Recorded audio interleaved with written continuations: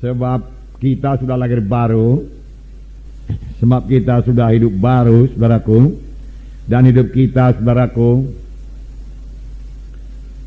berasal dari Tuhan. Jadi kita hidup dalam satu persekutuan yang begitu indah dengan Tuhan.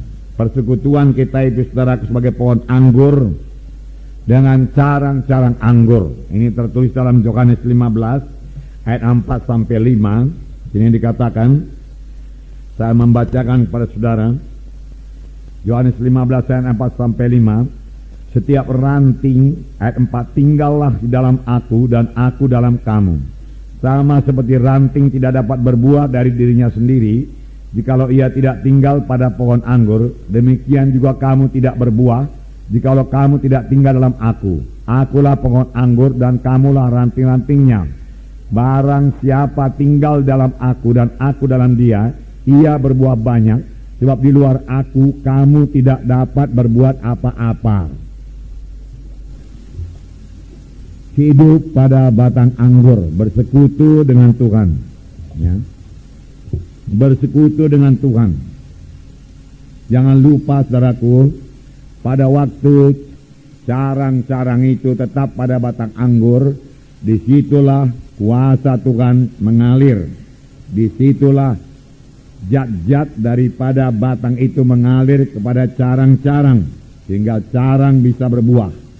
Demikian juga kita, kalau kita tetap pada batang anggur itu, kita bisa berbuah. Bersekutu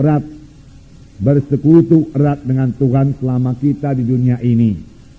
Persekutuan yang erat dengan mematuhi Tuhan. Nah, ini yang kita baca pada hari ini. Maka akan terjadi satu gaya hidup yang baru.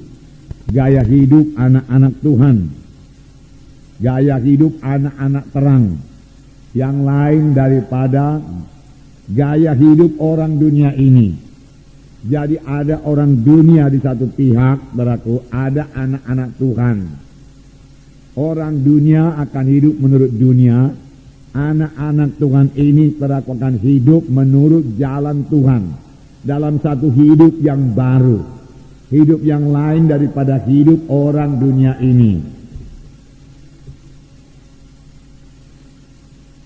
Nah, mari kita baca dalam 1 Yohanes pasal 2 ayat 1 sampai 15. Janganlah kamu mengasihi dunia dan apa yang ada di dalamnya. Jikalau orang mengasihi dunia, maka kasih akan Bapa tidak ada dalam orang itu.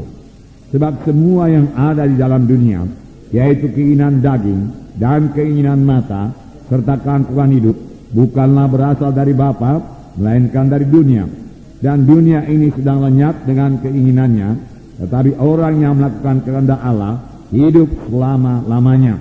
Nah, tetap hidup selama-lamanya. Puji Tuhan. Dunia ini sedang lenyap. Maksudnya sistem hidup dunia ini, sistem hidup berdosa, sedang lenyap. Jadi di sini kita melihat gaya hidup yang baru yang harus dihidupi oleh anak-anak Tuhan setelah dia lahir baru. Pertama dikatakan di sini, anak-anakku, hal ini kutuliskan kepada kamu supaya kamu jangan berbuat dosa. Jangan berbuat dosa. Inilah nasihat yang pertama dalam pasal 2 ini yang disampaikan Rasul Yohanes. Jangan berbuat dosa. Anak Tuhan yang sudah lahir baru dapat menang atas dosa. Bisa menang atas dosa. Kalau dia menetapkan hati untuk tidak berdosa, dia pasti berkemenangan. Sebab dia bukan hamba dosa lagi. Dia hamba kebenaran. Tetapi bukan berarti anak-anak Tuhan yang sudah lahir baru penuh Roh Kudus tidak bisa berbuat dosa. Dia tetap bisa berbuat dosa. Bahkan bisa murtad. Murtad artinya meninggalkan jalan Tuhan terang-terangan dan melawan Tuhan. Dan melakukan hal-hal yang keji, yang najis. Sesudah dia selamat. Bisa. Bisakah itu terjadi? Bisa. Itu sebabnya Rasul Yohanes ini berkata, jangan kamu berbuat dosa. Tegas. Tetap kalau dalam hati saudara, aku tidak mau berbuat dosa. Dosa itu sangat merugikan. Dosa itu menutup berkat Tuhan, menutup persekutuan saudara dengan Tuhan. Dosa itu saudaraku menjadi pintu kepada setan untuk datang dalam hidup kita, hidup keluarga kita. Dosa itu saudaraku selalu dituduhkan setan kepada kita, sehingga iman kita tidak kuat, tidak teguh. Oleh sebab itu jangan mau berdosa. Amin saudara. Jangan mau berdosa. Jangan mau berdosa. Jadilah seperti Yusuf saudaraku dalam perjanjian lama, yang dengan tegas berkata tidak, ya. Tidak mau dia berbuat dosa. Roma pasal 6 ayat 14. Saya bacakan pada saudara. Sebab kamu tidak akan dikuasai lagi oleh dosa, karena kamu tidak berada di bawah hukum Taurat, tetapi di bawah kasih karunia. Kamu tidak dikuasai lagi oleh dosa, karena kamu tidak di bawah hukum Taurat. Tidak dikuasai lagi oleh dosa. Amin. Dosa tidak berkuasa atas kita. Amin. Itu sebabnya Rasul Yohanes berkata, jangan berbuat dosa. Itu betul sekali. Bisa tidak berbuat dosa. Kemudian ayat 17. Tetapi syukurlah kepada Allah. Roma 6 ayat 17.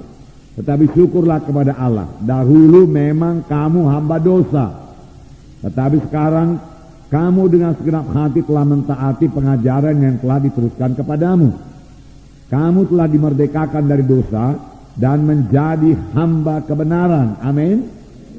Dahulu itu hamba dosa, tetapi dengan penyerahan diri kita sepenuhnya kepada Tuhan, mentaati perintah Tuhan, kita dimerdekakan dari dosa dan menjadi hamba kepada kebenaran. Dan lagi dikatakan di sini tadi dalam ayat 2, 1 Yohanes 2 ini, dan ia adalah pendamaian untuk segala dosa kita. Dan bukan untuk dosa kita saja, tetapi juga untuk dosa seluruh dunia. Ia adalah pendamaian. Ia adalah pendamaian. Jadi Yesus adalah pendamaian kita. Tuhan Yesus dijadikan dosa supaya kita jadi kebenaran. Dan semua orang yang percaya kepada Tuhan Yesus dan menerima Dia sebagai Tuhan dan Juru Selamatnya, bertobat, maka kepadanya diberi hak menjadi anak-anak Allah. Amin. Ya, menjadi anak-anak Allah. Percaya kepada Tuhan Yesus, menerima sebagai Tuhan dan Juru Selamat, maka kepadanya diberi hak menjadi anak-anak Allah. Anak-anak Allah.